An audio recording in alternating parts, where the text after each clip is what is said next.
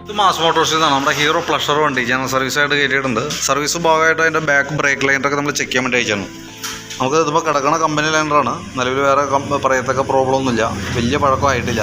നമുക്കതൊന്ന് ക്ലീൻ ആക്കിയിട്ട് ബ്രേക്ക് ക്യാമൊക്കെ ഒന്ന് അഴിച്ച് ഗ്രീസ് ചെയ്തതിന് ശേഷം റീസെറ്റ് ചെയ്യാം. പിന്നെ എയർ ഫിൽറ്ററിൻ്റെ ക്ലച്ചിൻ്റെ ഭാഗമൊക്കെ നമ്മൾ അഴിച്ചിട്ടുണ്ട്, ചെക്ക് ചെയ്യാനൊക്കെ ഉണ്ട്. അപ്പോൾ നിലവിൽ അതിൻ്റെ എയർ ഫിൽറ്ററൊക്കെ നല്ല ഫിൽറ്ററാണ്, എയർ അടിച്ചൊന്ന് ക്ലീൻ ആക്കിയിട്ടാൽ മതി. വലിയ പഴക്കമൊന്നും ആയിട്ടില്ല. ഹീറോൻ്റെ ഒറിജിനൽ ഫിൽറ്റർ തന്നെ കിടക്കണം കേട്ടോ. പിന്നെ അതുപോലെ തന്നെ ക്ലച്ചിൻ്റെ ഭാഗം നമ്മൾ അഴിച്ച് നോക്കുന്ന സമയത്ത് നമുക്ക് ക്ലച്ച് ക്രാങ്ക് ഷാഫ്റ്റിൻ്റെ ഇവിടെ നിന്ന് ചെറിയൊരു ഓയിൽ ലീക്ക് തുടങ്ങിയിട്ടുണ്ട്. അത് നമുക്ക് നോക്കുമ്പോൾ അറിയാം, ഇവിടെ ഓയിൽ വന്നിട്ടുണ്ട്, ചെറുതായിട്ട് ഓയിൽ ഒഴുകി തുടങ്ങിയിട്ടുണ്ട്. അതല്ലാതെ കൊണ്ട് ക്ലച്ചിനകത്ത് വേറെ അങ്ങനെ മേജറായിട്ടുള്ള പ്രോബ്ലം ഒന്നുമില്ല. ബെൽറ്റൊക്കെ നല്ല ബെൽറ്റാണ്, കമ്പനി ബെൽറ്റാണ്, ഹീറോൻ്റെ ഒറിജിനൽ ബെൽറ്റ് തന്നെ കിടക്കാൻ. വലിയ പഴക്കമൊന്നും ആയിട്ടില്ല, കംപ്ലൈൻറ്റോ കാര്യങ്ങളൊന്നും ആയിട്ടില്ല. അത് തന്നെ അതിൻ്റെ റോളർ, ബോസ് ഡ്രൈവ്, അങ്ങനെ വേരിയേറ്റർ ബോഡിയൊക്കെയാണ്. അതിൽ നോർമൽ സാധാരണ നമ്മുടെ ഉപയോഗം വെച്ച് നോക്കുമ്പോൾ അതനുസരിച്ചിട്ടുള്ള തേമാനൊക്കെ ഉള്ളൂ. പിനിയൻ സ്റ്റാർട്ടർ എന്ന് പറയും, ബെൻഡെക്സ് യൂണിറ്റ്. അപ്പോൾ അത് നിലവിൽ വർക്കിംഗ് ഓക്കെയാണ്. ഇവിടെ ചെറുതായിട്ട് ക്രാങ്ക് അലൈൻമെൻറ്റിൽ ചെറിയൊരു വേരിയേഷൻ ഉള്ളതുകൊണ്ട് ഈ ഭാഗത്ത് ശ്രദ്ധിച്ച് കഴിഞ്ഞാൽ നമുക്കൊരു ചെറിയൊരു വര പോലെ കാണാം ഈ ഭാഗത്ത്. അപ്പോൾ ചെറുതായിട്ട് ആ വീല് ടച്ച് ആവണുണ്ട്. തൽക്കാലം നമുക്ക് അലൈൻ ചെയ്ത് ക്ലീൻ ചെയ്തിടാം. പിന്നെ ക്ലച്ച് വെയിറ്റ് സെറ്റ് യൂണിറ്റ്, അത് നമ്മുടെ ബ്രേക്ക് ലൈനർ വന്ന പോലെ ഒരു യൂണിറ്റാണ്, ക്ലച്ച് ഷൂ എന്ന് പറയും. അതിൻ്റെ ഈ ഭാഗമൊക്കെ നോക്കുമ്പോൾ നമുക്ക് അത്യാവശ്യം ഉപയോഗത്തിലേക്ക് എത്തിക്കൊണ്ടിരിക്കുകയാണ്. തൊട്ടടുത്ത് ആയുണ്ട്, വലിയ താമസമില്ലാണ്ട് മാറ്റേണ്ടി വന്നേക്കാം. അടുത്ത സർവീസിലും ജനറൽ സർവീസായിട്ടാണ് ചെയ്യണമെന്നുണ്ടെങ്കിൽ നമ്മളത് അഴിച്ചു നോക്കും. കൂടുതലായിട്ട് പ്രോബ്ലമായിട്ട് എന്തെങ്കിലും ഉണ്ടെങ്കിൽ നമുക്ക് നെക്സ്റ്റ് സർവീസിൽ നമുക്കത് മാറ്റിയിടുന്ന കാര്യം ഒന്ന് പരിഗണിക്കേണ്ടി വരും. പിന്നെ അതിൻ്റെ ബാക്കിൽ വന്ന പുള്ളി യൂണിറ്റാണത്. അതിൻ്റെ ഭാഗം നമ്മളൊന്ന് അഴിച്ച് ഫുള്ള് ഗ്രീസ് ചെയ്യുന്നുണ്ട്. അത് CVT ക്ലച്ചിൻ്റെ മെയിൻ ഒരു പാർട്ടെന്ന് വേണമെങ്കിൽ പറയാം. ഓട്ടോ യൂണിറ്റും അതേപോലെ തന്നെ റോളർ കാര്യങ്ങളൊക്കെ വന്നത് ഇതിൻ്റെ ഉള്ളിലാണ്. അപ്പോൾ അത് നമ്മളത് വർക്ക് ചെയ്ത് ഈ ഭാഗമൊക്കെ ചെറുതായിട്ട് ഓവലായിട്ട് തുടങ്ങിയിട്ടുണ്ട്. ആ ഹോളിൻ്റെ ഷേപ്പ് ഒന്ന് ശ്രദ്ധിച്ചാൽ മനസ്സിലാവും. ഇപ്പുറത്തെ കറക്റ്റ് റൗണ്ട് ഷേപ്പാണ്. ഇതാണ് ശരിക്കും നമുക്ക് ആ പിന്ന് വന്ന ഹോള്. ആ ഹോളുകൾ സൈഡിലായിട്ട് 3 ഹോളുള്ള, ഇവിടെയൊക്കെ ഓവലായിട്ടുണ്ട്.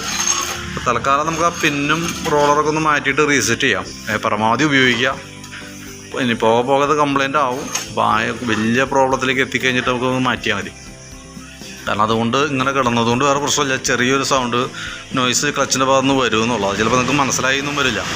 പരമാവധി ഓടട്ടെ. കാരണം അത് ഏകദേശം നമുക്ക് അത്യാവശ്യം ഒരു 1000-1500 രൂപ അടുത്ത് വരും നമുക്ക് 2 വീലും കൂടിയിട്ട്. അപ്പോൾ പരമാവധി ഉപയോഗിച്ചതിന് ശേഷം മാറ്റിയാൽ മതി കേട്ടോ. പിന്നെ നമുക്കതിൻ്റെ ക്ലച്ച് ചോക്കിൻ്റെ കേബിൾ, ആക്സിലേറ്റർ കേബിളൊക്കെ ചെക്ക് ചെയ്യുന്നുണ്ട്. ആക്സിലേറ്റർ കേബിളൊക്കെ നോക്കുമ്പോൾ ചെറിയൊരു ടൈറ്റ് തുടങ്ങിയിട്ടുണ്ട്. പക്ഷേ തൽക്കാലം നമുക്കത് അങ്ങനെ നിലനിർത്താം. ചോക്കിൻ്റെ കേബിൾ നമ്മൾ നോക്കുമ്പോൾ ചോക്ക് വലിച്ചു കഴിഞ്ഞാൽ റിട്ടേൺ പോകാനായിട്ടൊരു ബുദ്ധിമുട്ടൊക്കെ ഉണ്ട്.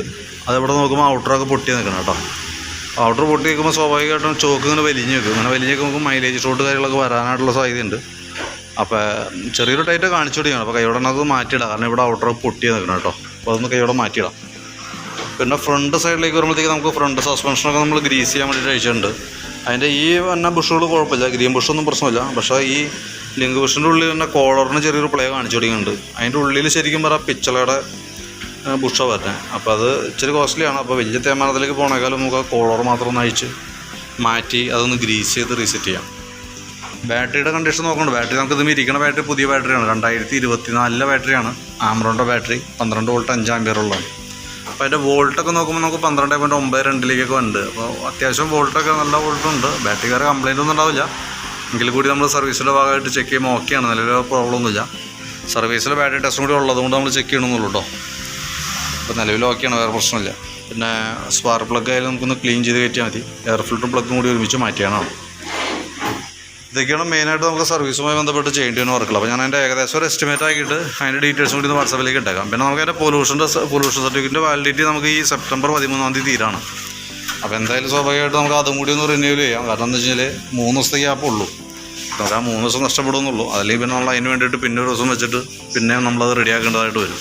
സ്വാഭാവികമായിട്ട് നമുക്ക് ടെസ്റ്റിംഗ് സെൻറ്ററിൽ ചെന്നൊരു പക്ഷേ അത് പാസ്സാവാനുള്ള സാധ്യത കുറവായിരിക്കും. അപ്പോൾ അതും കൂടി റിന്യൂവൽ ചെയ്ത് കൂട്ടത്തിൽ റിന്യൂവൽ ചെയ്തിട്ടേക്കാം കേട്ടോ.